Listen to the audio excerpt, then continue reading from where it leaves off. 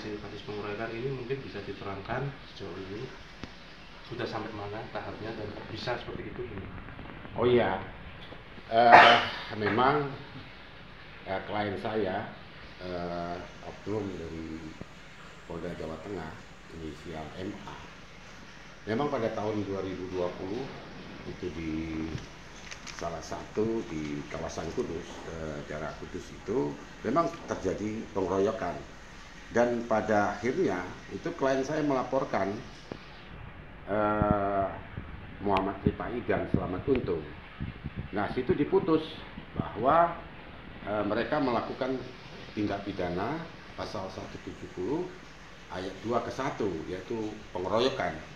Dan pada akhirnya mereka berdua itu ditetapkan ancamannya, Muhammad Ripai itu 7 bulan dan Selamat Untung 4 bulan.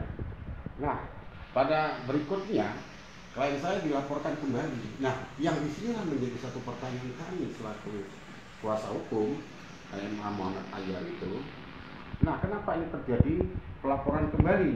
Nah, disitulah yang menjadi suatu pertanyaan kami. Pada akhirnya ya kami akan mencari keadilan di Pengadilan Kudus. Nah, pada akhirnya klien kami menjadi terdakwa dengan abangnya Asori. Nah, di dalam persidangan, di fakta persidangan, setelah kami mempertanyakan kepada saksi-saksi yang dihadirkan oleh JPU, ternyata dari para saksi itu tidak mengetahui dan tidak melihat terjadi pemukulan ataupun pendorongan atau mendorong para terdakwa ini. Nah, disitulah kami merasa ada suatu keanehan. Artinya BAP yang dilakukan oleh mereka tidak sesuai dengan fakta persidangan.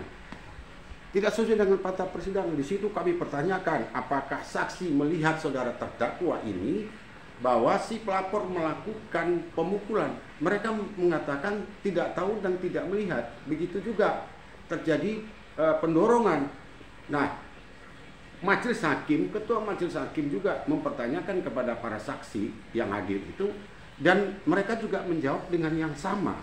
Nah, begitu juga JPU juga mempertanyakan bahwa para saksi yang dihadirkan oleh jaksa penuntut umum itu tidak sesuai dengan BAP. Nah, disitulah kami mengharapkan kepada ketua majelis hakim. JPU juga mempertanyakan bahwa para saksi yang dihadirkan oleh jaksa penuntut umum itu tidak sesuai dengan BAP.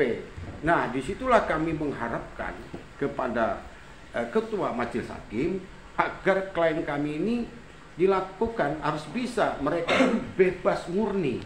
Nah, tentu yang kami juga menjadi jadi pemikiran, dugaan kami, nanti bagaimana jaksa penuntut umum membuat perkara terdakwa ini.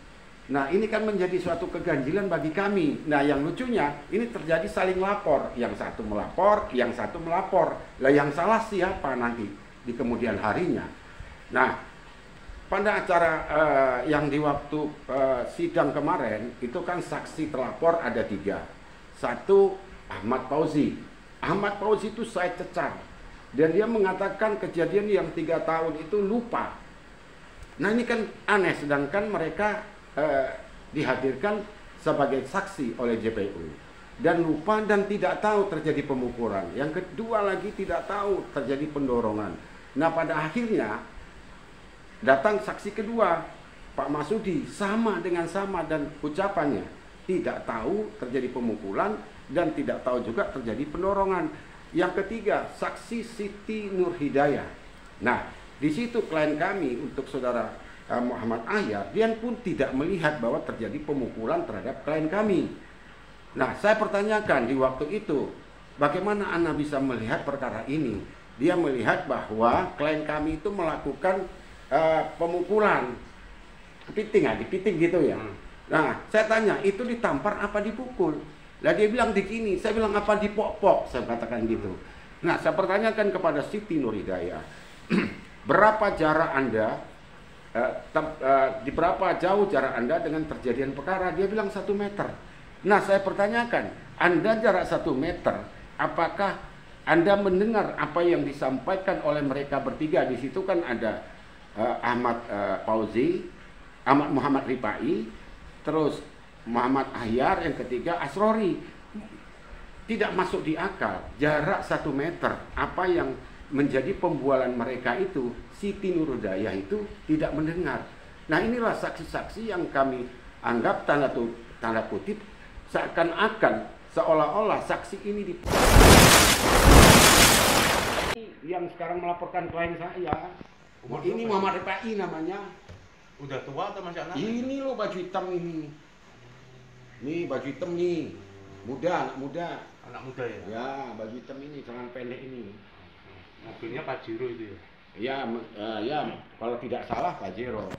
Nah, yang pasti kan di sini kan kami mengharapkan untuk majelis hakim dengan fakta persidangan kemarin bahwa para saksi mengatakan dia tidak melihat, sekali lagi katakan tidak melihat terjadi pemukulan dan pendorongan. Artinya BAP tidak sesuai dengan fakta persidangan. Dan kami mengharap bahwa jangan sampai klien kami ini dikriminalisasi, ini yang kami tidak mengharapkan sama sekali. Yang kedua, jangan sampai ini dipaksakan, ada opini publik, artinya ini dipaksakan dihadirkan di pengadilan. Nah, mudah-mudahan kami berharap masih ada keadilan, kebenaran, kepastian hukum untuk klien kami di Pengadilan Negeri Kudus. Demikian. Dakwaannya apa, Pak? Hah? Dakwaannya pasal 170 ayat 2 ke 1. Ancaman hukuman? Ancamannya itu 5 tahun. Ya kan? Jangan 5 tahun 6 bulan. Nah, jangan sampai ini jangan sampai ini satu yang dipaksakan lah, yang kami berharap demikian. Yang pasti kami mohon dengan Majelis Pengadilan Negeri Demak agar klien kami bisa dibebaskan dengan murni. Mungkin. Siap. Oke. Itu di waktu itu kalau tidak salah saya lupa di bulan Maret tahun 2020. Itu ada pelaporannya ke Polda Jateng. Itu pelaporannya di Polres Kudus awal mulanya. Awal mulanya klien saya melaporkan di Polres Kudus.